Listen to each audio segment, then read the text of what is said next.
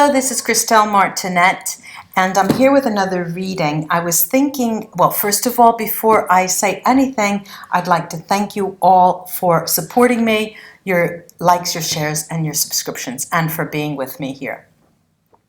I'd like to first take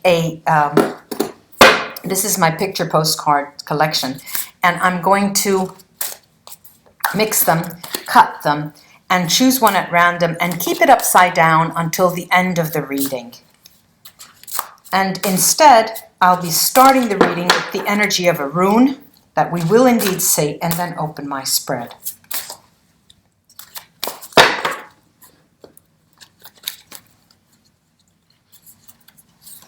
Okay. Now,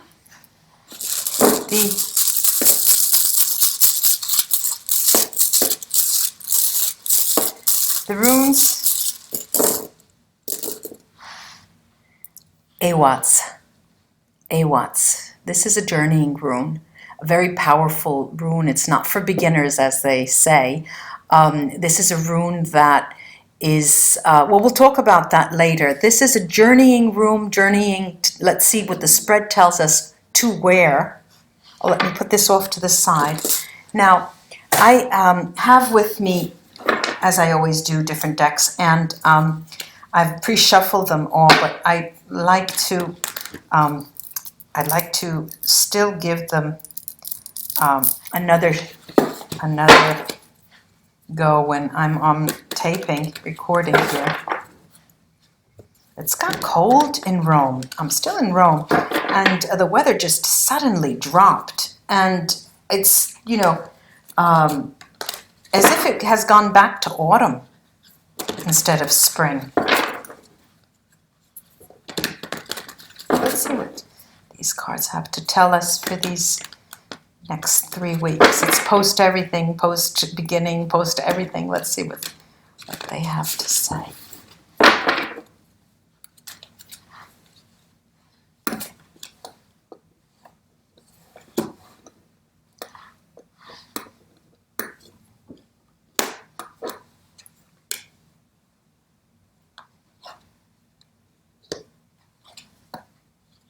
Wow, there is journeying in these cards. There's journeying to, your intuition, what I'm getting, and literally to another place. I'm seeing movement across water. There is water here. There's water here, and there is a water and air, the energy of water and air. And it's interesting because the element of earth is prevalent as well. The only element missing is fire, but my last reading was full of only fire. Now I have water, air, and earth. And as I said, journeying literally and across water. But it's different. It's not like our Six of Swords in the tarot here. This is a necessary trip. It's as if, for many, in many respects, it's movement of large masses of people, sort of immigration. I'm getting the idea of immigration, of refugees, of movements, of going from one place, seeking for a better land, for a better opportunity. But at the same time, I see that in the mind's eyes, we're looking within, but not looking within so much so spiritually as really, what is it? What do I have it in myself? What am I as a person? What can I offer? And like, again, I said not spiritually, and I did mean not spiritually, but that, these are spiritual questions we do ask ourselves. Just a moment, let me get another candle here.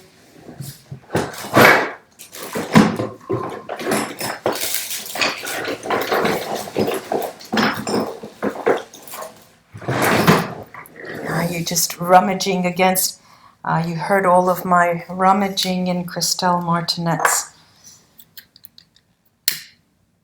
first drawer of candles. That's my candle drawer.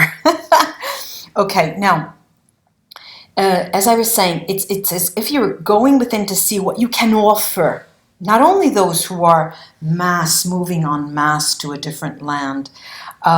You are part of this movement. It's as if you're thinking or meditating the possibility of really and truly going somewhere else, but bringing with you a sense of personal worth, as if you're reassessing, what is it that I have that no one else has? Let me look at those qualities and let me buttress those qualities. Let me really show the world what I'm made of. Now, since I mentioned, there is so much water here. The water element here is not an element of, how can I say, one reading, there was a reading where there was the magic mirror of the voodoo, New Orleans voodoo tarot, and we spoke about the voodoo idea of the mirror as a theme, and how things with water bodies meeting on the surface, and there was a tension there. This water is different here. This is sacred water. Waters where you bathe sacredly to cleanse your body, literally, and have here spiritual qualities surface, clear for your own eyes. Okay, here I'm seeing the eye. I'm seeing actually an eye that is looking down, nelle viscere, in your gut, okay, in your gut, to see what you can bring up for the world to see. And at the same time, this water is washing over you. So you can have, you see to the world, you have a different, you show them a different face, you show them something different. Now, I'm still going to go on. Nobody's stopping me now. And there's also, however, there's a sense of ritual here that comes from the earth, from being grounded. And this is the card of counseling. This is the cards are telling us that sure, you can have that feeling of wanting to immigrate, wanting to go somewhere else, even just in your dreams. And you do, yes. Periodically, we reassess our value, we reassess our point in life, our development. And fine, we can have the waters of the world wash over us spiritually so we can cleanse our soul. But the cards are saying, do all that, but maintain the ritual in your life, because it is the ritual, the traditions, and the way you methodically plan and show how you get there. There's that one ring in the chain that must not be broken. It's the chain, it's the link of a ritual. Because the ritual is going to put you in a position from going to imagination, the collective imagination of you imagining yourself in a world of a lot of other people, you with others, and bringing you to the world of Nanamboklu, where you literally exchange your gifts with people. Let me continue just for a moment and get another piece to that message. Okay, so now we remember we had this journeying rune. Right, the journeying, Awats, journeying. This is a journey of the soul, but the soul is materializing in the thought patterns where you bring your physical being to you. It's a question of agency and how you bring things into fruition, the thought patterns, the ritual of cleansing from your thought patterns again to the practically going into the marketplace, in inverted commas, into the exchange with other people. And the journeying is from one to the collective.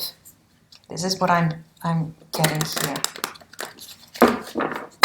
And I'm, the message is you are alone. Okay, we accept that. You are alone. But the ritual is necessary in order for you to prepare for the exchange. This is the meaning.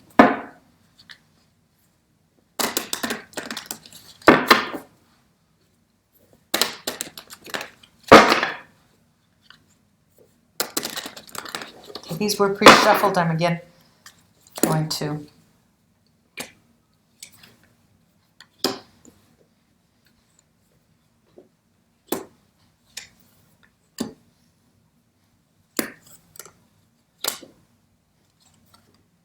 Okay, now look, there is, all right, a lot of things here. First of all, there is a period where you will not be able to move forward unless you literally create a ritual for yourself in order for you to journey through that portal with a ritual, because you are still stuck with the old manners of being. Your agency is stuck. Okay, I'm seeing that very clearly. Not only you're fearful of bringing to light all that you can offer, because you know it's there, but you know with that, all of the positive elements, with that is all that negative side, and you're so afraid of showing people that side of you. Now, this is odd for me because we all have the shadow and we all have the light side. And that's just part of, the world, yin and yang, and that's part of balance in our life. But many of us, and I'm not saying you, it's a collective you, but I'm here with 65%, it's coming out 65%, are seeing the notion of moving to a new collective place. You visualizing yourself in a new world, in a new job, in a new home, something in a new environment. More than 60% of you see it as a burden. Now, today, this period. But know that the other ritual, the cleansing of the soul and the body, to prepare yourself for proper rites, and the rites of passage, this journeying, is protected by higher beings, by master guides. You're protected there. And it's almost as if, those of you who are going through this experience, it's a fundamental passage that you have to go through. And if you don't, there may be dire consequences. It's as if the cards are telling me you need to accept the challenge. You need to accept that challenge.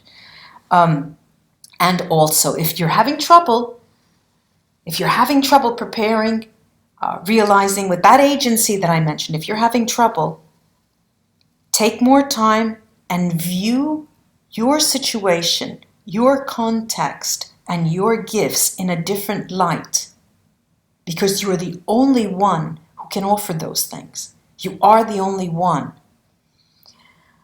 Now, there is a strong emotional energy here that is causing a great quantity of you. And us, I am part of this world.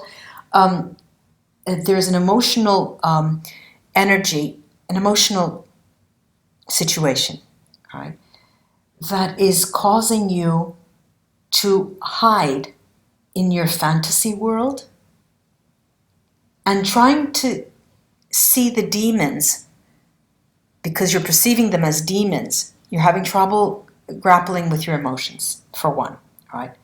And you're recoiling into your imagination, into your fantasy land. Many of you do, have altered states of consciousness because of meditation. Other of you use other means to alter your state of consciousness. But in those moments, you do take a look, each one at a time, of all the quote-unquote demons, all of those things, people, persons, representations that cause some emotional chaos for you. And this is all inward work, and it's very, very strong. But, you know, the cards, again, I stress this, the cards are asking you to create a ritual and go through the motions so that you can emerge with your gifts to exchange. And if this is too burdensome, if you cannot start that journey because you're too afraid of what is to come and what the outcome of that will be, then the cards are counseling you to take time and relook at the situation until you have it clear, until you can go through the ritual stage. Now, there were two non-non. There's the non-non bouclou, all right? This is the exchange of gifts. And the non-non bouclou la flambeau, all right? You're looking at those demons, emotional demons that cause you considerable reflection and cause you to withdraw into a state of consciousness that allows you to, put them out of yourself. Now, I have here a very old deck, very old, okay, the end of the 90s, so I guess that is very old. Well, it's close to 20 years, this deck, and it's an old Vera Sibilla deck. Beautiful, beautiful artwork. It's still 52 cards as the normal deck. I'm going to use this for some of these. First of all, this notion of you going within and trying to tip the balance for you so you can find the positive side to your gifts and offer them, what you would like to offer, and your fears concerning that. Okay, it is a very, very strong fear of beginning, right? We have Il Vedovo, the widower, and it's a card that speaks to regrets. You know, it does speak to regrets.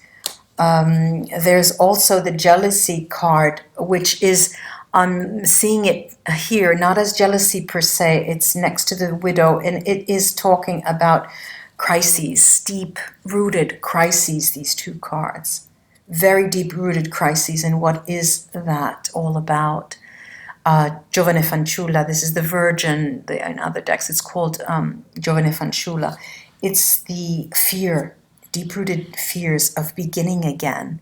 And this could take the meaning of many different things. It could be beginning again, and what I'm sensing here is with the loved one, and beginning again, you, literally starting over in a new position, starting over in a new place, starting your life over as if you, as if you're literally not beating your head against the wall, but you sort of like beat your head, you sort of, you feel that against, I could literally feel the knuckles of a person's hand beating against your skull to try to make those demons stop, And what it's saying to me is that you need to come to grips with the negative side of your emotions, the difficult emotional life that you cannot come to terms with, that it has great meaning for you, but that you still have trouble facing up to. Okay, this is what the Sibilla are telling me. And I'm going to go now to the journey, the Awad's journeying rune of those immigrants in a boat, going across water, changing, literally changing, and using the water as a means. I'm going to see what that... Okay. Yeah, and it's funny how these cards really talk. This is Viaggio. So it is, many of you are on a trip literally over water. Innamorati, the lovers. Okay. Innamorati. This is innamorato, but there are two people here. This is a male innamorato. It speaks to the male gender. It's in, the Italian language has gender, so it's male or female here. The passion and superbia. Superbia is, it does speak to pride. And but this card, superbia, is such an enigmatic card. You see in this specific card, the feathers are not open, and you're still grappling with the burden of making a very, very important decision as to moving, changing, facing a radical change with a loved one, And it's not, you're swallowing your pride literally. And it's in the workings, okay? It's in the workings, it's very painful. I feel the pain, but I do feel the movement, I do feel the movement. And there is the agwe, and the viaggio. They are talking about almost inevitable change, inevitable movement. I'm going here to the bringing bringing your gifts and proffering them to others. And what the card, the Angel Tarot telling me that take time out. If it is so painful, take time out and view it. When you're ready and see it with a different perspective, then come out and make your move. Let me see what these have to say.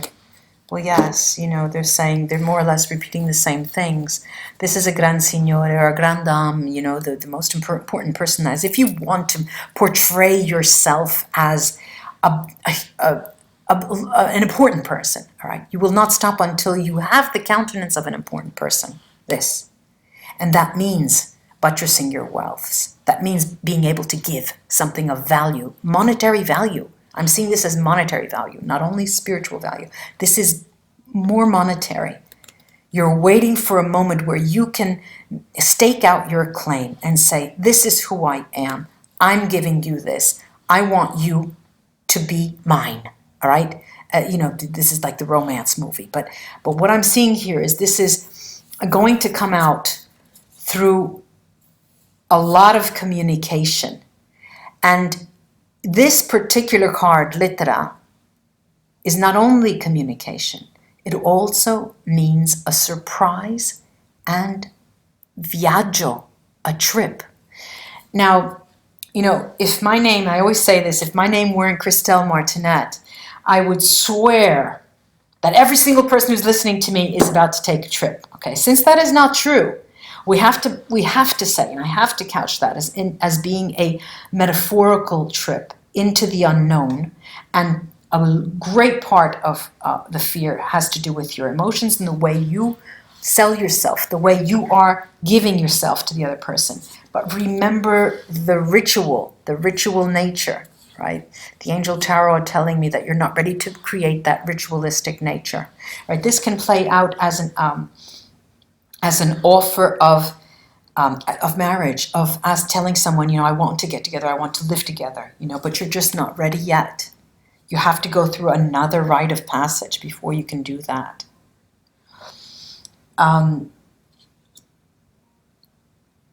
Very, very interesting indeed. Let me now take the picture postcard to take a look at that.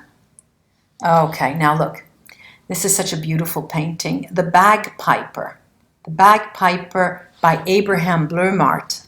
It's about the turn of the century. Abraham Bleumart is mid-1500 to, had a long life to mid-1600. And this painting was part of his life, of course. I don't remember the exact date of when it was produced. But what do we have here? It's very, very interesting because, we have this woman Oh, I have to blow my nose. Excuse me. These candles must be getting to my nose. Okay, we have here, there is the woman who is in the light. Okay, it's like chiaroscuro here. And we have the bagpiper here with a big mouth open as if he's talking or singing. Now what you cannot probably see here is in his hands here, he has his hands up like that. There's a cigarette, you could see smoke there. And the chiaro, the woman here, is as if she's holding a kazoo and she's also making music with him, but is watching and letting him make music on his own. And letting him even, ruin his health with the cigarettes and do whatever he wants to do. It's as if, she's just watching. And if you take a good look at her, she almost looks like an old nurse or someone, or caregiver. And this is a portrait that speaks of unions, of putting up with people, of through the good part and the bad part, through the positive and the negative, through the richness and through the poor. And what we see here is they're elderly. They're not that elderly. It all is relative, but they do have their years behind them. She has made music with him. She's just watching and listening, and has a very interesting look on her face as if she's thinking, okay, this is cigarette time, singing, making merriment. After that goes away, he'll be back. He'll come back and he'll be singing to me. Okay? I will just stop my music for now. And this here is a very odd contraption. Okay? It's very odd because it looks like, for the period, it cannot be, but it looks like it is a sort of device, a photographing device, as if it were a photograph, take photographs, picture postcards.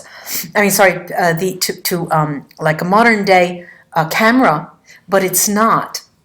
It is something that the woman is using to gather milk, a container.